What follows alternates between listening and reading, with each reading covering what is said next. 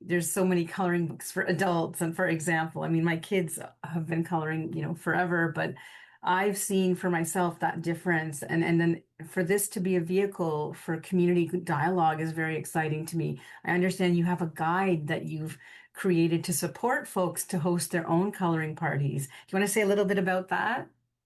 Yes, absolutely. I love that you said that sometimes words can't capture a feeling, and I also believe a an image or picture says a thousand words. So that's why I love the medicine of coloring, even for adults. We need it.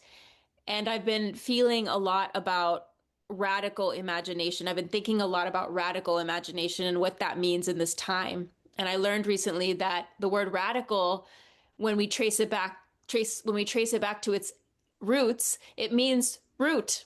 It means root. Radical means root. So what does it mean to come back to our root through something like coloring, which many of us did as children organically, right? We didn't have to get trained for it. We just knew we wanted to do it a lot of times.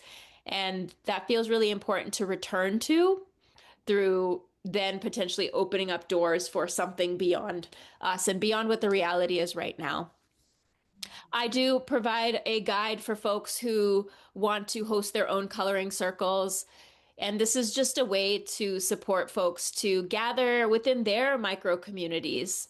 What's it like to have some friends over or acquaintances over and relate in a different way? Maybe you're not getting drinks or you're not watching TV together, but maybe you're actually coloring together. What a different activity sometimes for folks.